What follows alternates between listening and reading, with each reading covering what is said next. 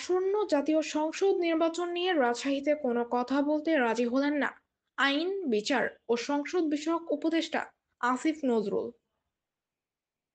শনিবার সকালে তিনি নগরীর রাজশাহী কারিগরি প্রশিক্ষণ কেন্দ্র পরিদর্শন শেষে সাংবাদিকদের সাথে কথা বলেন। এ সময় সাংবাদিকরা আগামী জাতীয় সংসদ নির্বাচন নিয়ে প্রশ্ন করলে তিনি জানান, নির্বাচনের ব্যাপার নিয়ে কথা বলতে আমি রাজশাহীতে আসিনি।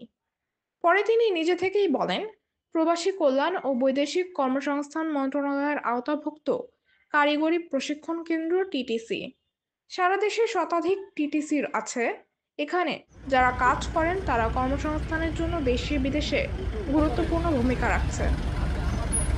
মেয়েদের যে টিটিসি রাজশাহীতে অবস্থিত সেটি বাংলাদেশের মধ্যে অন্যতম।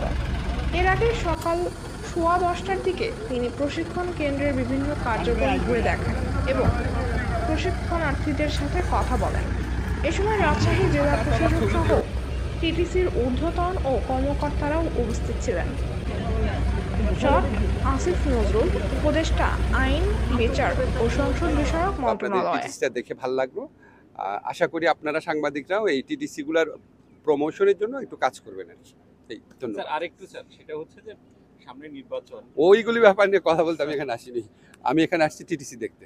এইসব ব্যাপারে আমার মানে ইয়েতে আগামীকাল আপনার লিগ্যাল এইড অফিসে যাব, কোর্টের। এই দুইটা কাজে আসছি জাস্ট। হ্যাঁ, পরে কথা।